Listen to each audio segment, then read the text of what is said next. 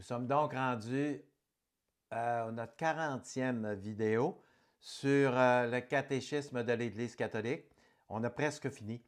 C'est un livre extraordinaire, là, comme vous l'avez vu. Mais là, on est dans la partie, d'après moi, la plus intéressante, la prière. Et puis, on nous parle de la vie de la prière. Ceux qui ont le livre avec eux, là, c'est 2697, le numéro de paragraphe. Alors, on nous dit que l'Église catholique, elle propose aux fidèles des rythmes de prière.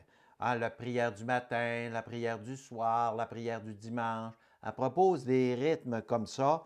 Après ça, il y a 3 formes de prière, d'après le catéchisme de l'Église catholique.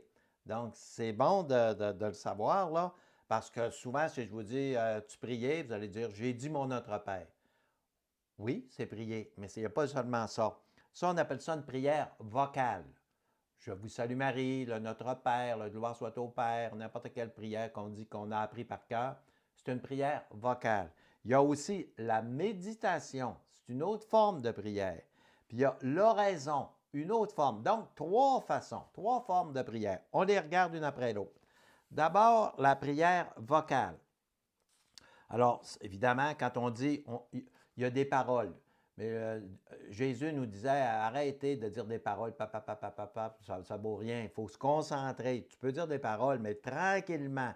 Ça ne presse pas. Si tu es pressé, tu es mieux d'en dire moins, mais concentré. C'est ça qu'on nous dit. Alors, la prière vocale la plus belle, c'est le Notre Père. Quand vous priez, dites le Notre Père. Oh, c'est vrai, c'est le Notre Père. La prière, elle est intérieure, puis il faut prendre conscience de celui à qui on parle. Si tu fais juste dire ton Notre Père rapidement, il y a des fois que ça ne marche pas, là, je le sais, tout le monde est pareil. Il y a des fois que c'est plus intense que d'autres, mais ça, on est fait comme ça. Mais il faut prendre conscience de celui à qui on parle. Je parle à Dieu, là. Ce n'est pas une farce, là. Je parle à Dieu.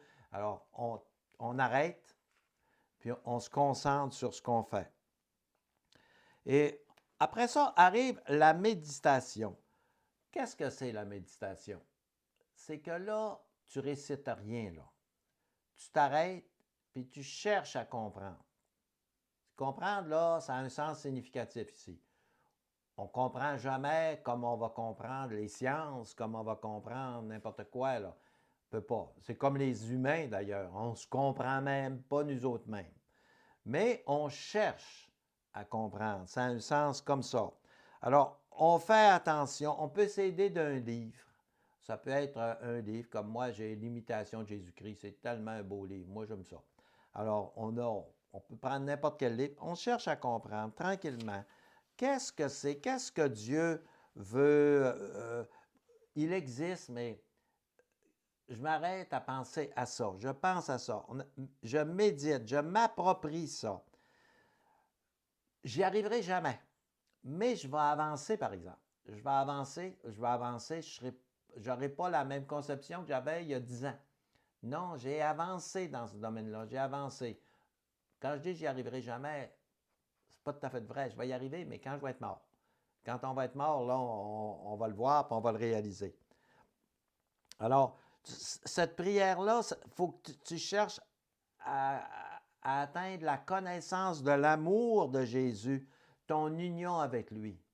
Alors, ça peut durer un certain temps, par un livre, par des arrêts. Quand on va à l'église, on s'assoit, on regarde. Des fois, on y va tout seul, puis on regarde tout ça, puis on dit là, il y en a qui font des heures saintes. Hein? Moi, j'en fais une place où c'est ouvert régulièrement. On va faire des heures. Tu t'assois, puis tu réfléchis à la présence de Dieu.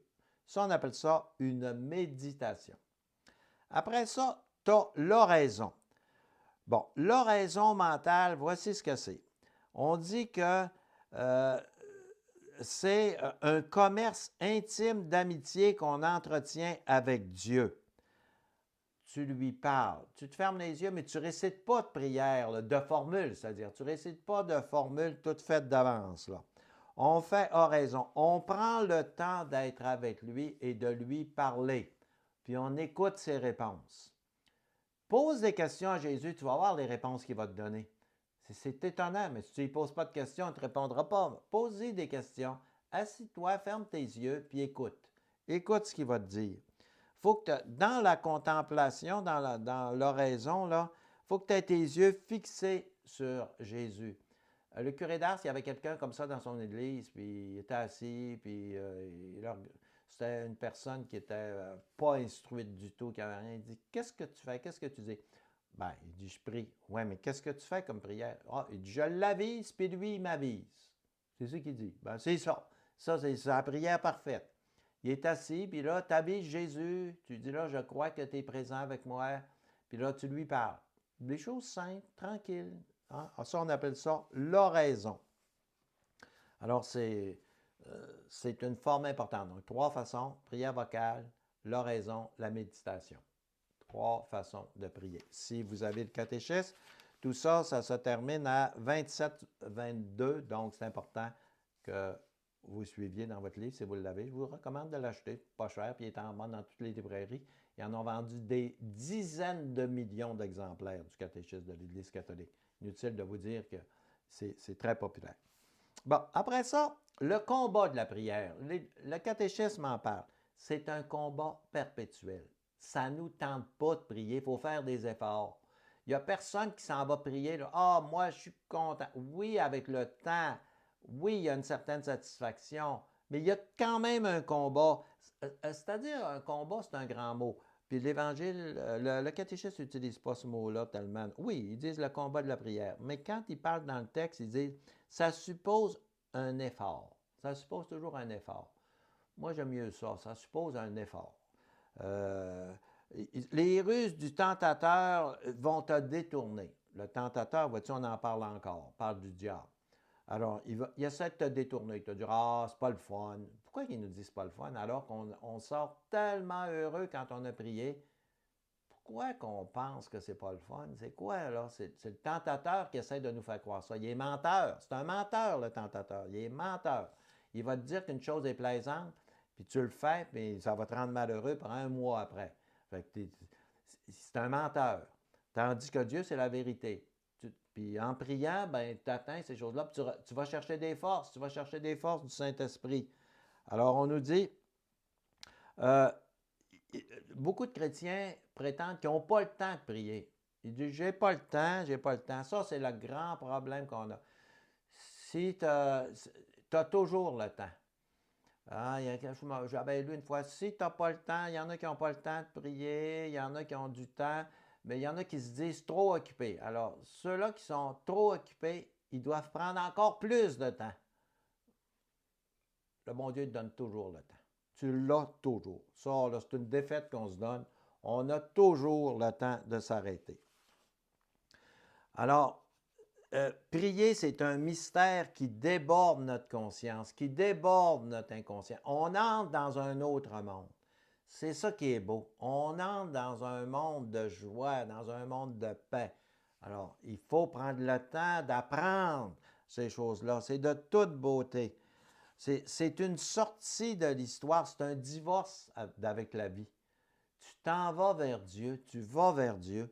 C'est merveilleux. Quand je dis un divorce avec la vie terrestre, la vie, les affaires matérielles, on s'en va vers les choses spirituelles. Alors, la principale difficulté, c'est qu'il y a des distractions. Mais c'est pas grave, il ne faut pas s'en faire avec ça. Tu es distrait. Tu passes 1 heure à l'église, c'est sûr que tu vas avoir des distractions. C'est pas grave, tu as prié pareil. Il ne faut pas non plus s'encourager à être distrait, mais il ne faut pas non plus dire j'ai été distrait, donc je n'ai pas prié. Non. Alors, les distractions qu'on a, là, faut les analyser aussi. Ça nous révèle les choses auxquelles on est attaché. Puis c'est peut-être ces choses-là, c'est peut-être des messages qu'on reçoit de se détacher. Pas dire de se détacher les ventes, s'en débarrasser, mais pas sentir un attachement désordonné à ces choses-là. Une autre difficulté, c'est qu'on en perd le goût. On perd le goût de prier. Je ne sais pas, on a des tentations, puis on n'a plus le goût. Mais n'oublions pas une chose, on a besoin. Jésus il a dit, hors de moi, vous ne pouvez rien faire. Il n'a pas dit ça pour rien. Ils font des choses, ceux qui sont hors de lui, mais ça ne donne rien. Ils ont fini, tu vas dire, regarde, ils ont tout eu ça, ils sont riches, ils ont tout. ça ne marche pas. Il n'y a rien qui marche dans leur vie. Alors, il ne faut jamais oublier que Dieu, il sait ce dont on a besoin. Lui, il sait. Nous autres, on ne le sait pas. Mais lui, il sait. Il sait vraiment. Il dit, demandez et vous recevrez. Il va nous donner ce dont on a besoin. Alors, je m'arrête parce que notre 10 minutes est écoulée. Demain, je continue avec la prière. On achève l'étude du catéchisme de l'Église catholique. Je pense qu'on est dans la plus belle partie, celle de la prière.